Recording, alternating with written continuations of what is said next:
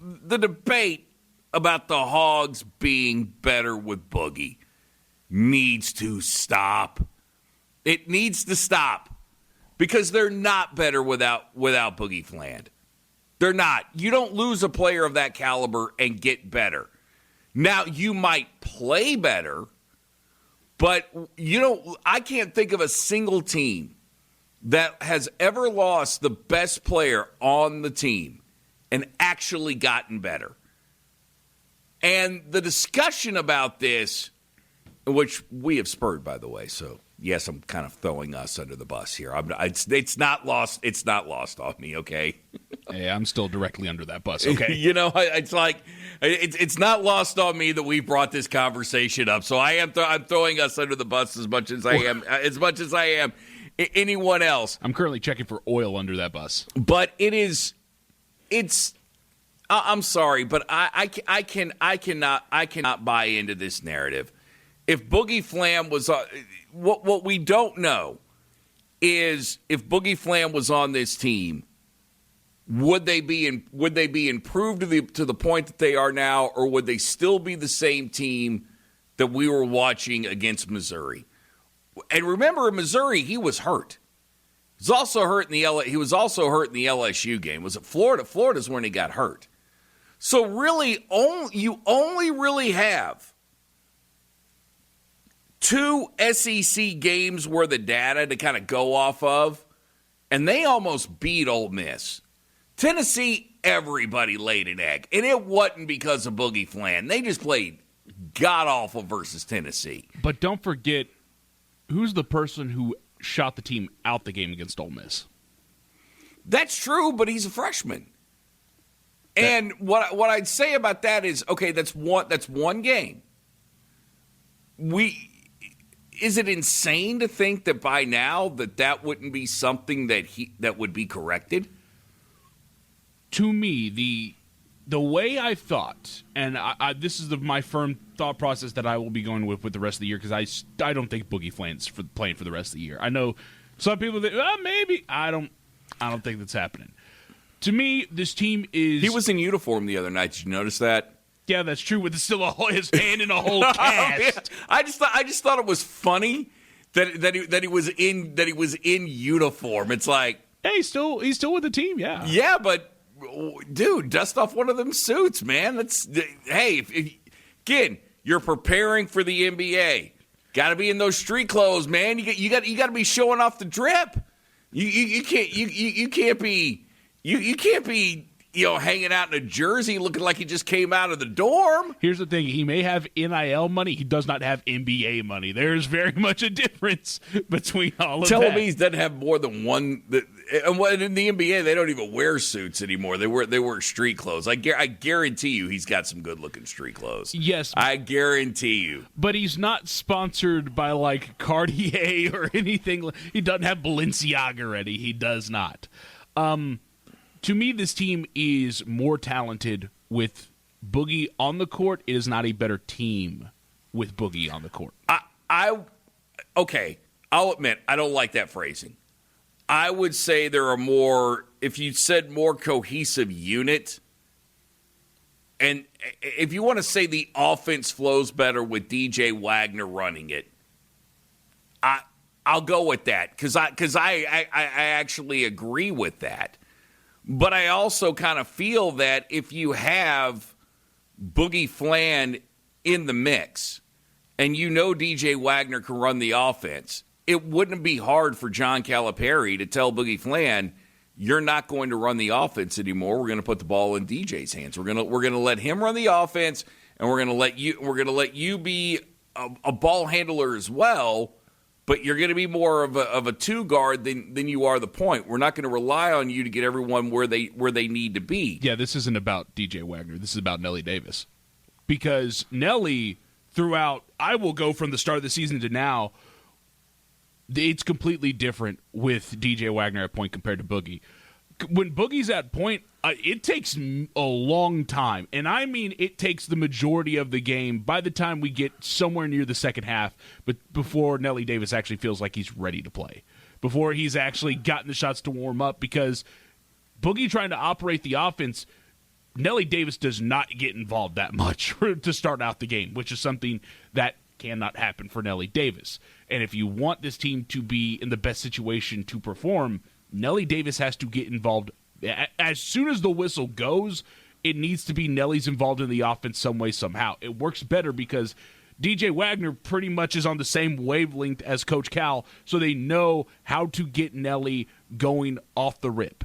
And with Nelly, with Boogie at the point, it just does not work. Okay, so if we're saying all this, and everybody in the car is nodding their head, or you're listening on the app, walking today, and you're nodding your head, and you're agreeing with everything that Levi just said. If you're doing that, then wouldn't this all be on John Calipari?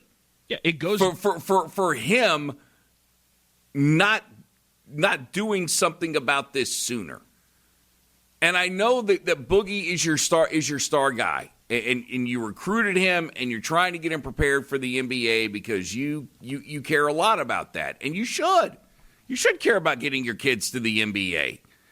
But if you know getting Nelly Davis involved is going to make the offense better, then that's when you as a coach have to tell your star player, hey, we want to win games, and if you really want to succeed at the next level, as much as you're watching guys like Trae Young play like you and be score first guards, or guys like Russell Westbrook, you also need to have a little De'Aaron Fox in you.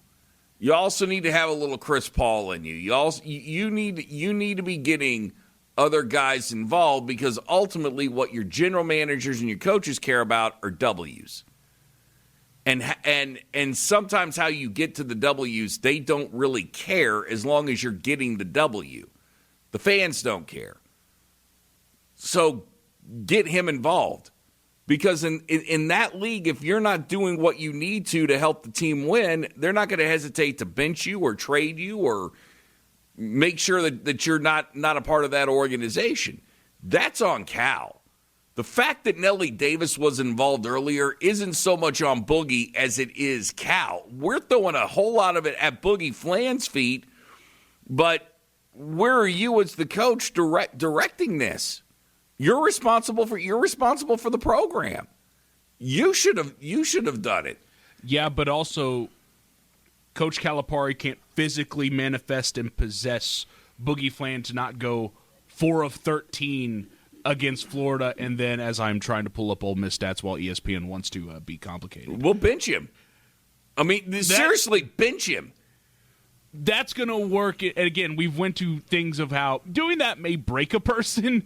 Your guy that's supposed to go in the first round, that is supposed to be one of those guys that could be a lottery pick, benching him does not. That does not sound great. 5 of 20 against Ole Miss. Well, then you seriously, then you bench him, or you have a talk with him, because what you did with Nelly is you expected Nelly to shoot his way out of his slump, and he has, for the most part, now that he's got involved. I would assume that the way that Cal was going about it was expecting Boogie to get out of his as well. If you keep shooting, it will happen. And early in the year, we all thought that if anybody was going to take over a game, it was going to be Boogie Fland, and we actually saw him take over a game down the stretch earlier this year. I would love to have his skill set with the way that the team is playing now.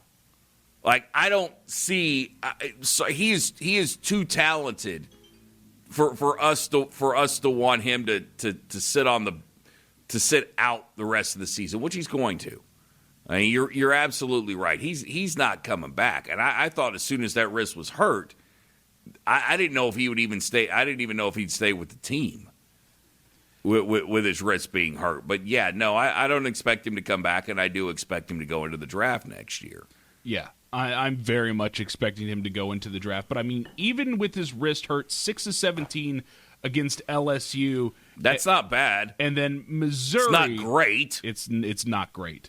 And then against Mizzou, because things were – oh, yeah, that's the game he officially – is that the game? No, yeah, Boogie Fland 2 of 13. So even with the hurt wrist, he still said let it fly. That's partially on Cal, but that's also him not knowing when to do other things. And that's partially on Cal, but also as Boogie Fland, you got to realize whenever you're hurt and you can't get things going, get other people involved. You have a lot of other great players on this team. If you got a hurt wrist, man, if you know you are not feeling great, instead of it feels like it's like Baker Mayfield. But, whenever Baker was hurt, he decided, I'm going to amp it up to 10 and we're going to go. And that ended up doing worse than better. And what have we said about this team now the Boogie's out? They've all stepped up their game, right? Because they felt like they had to step up their game, correct? Yeah.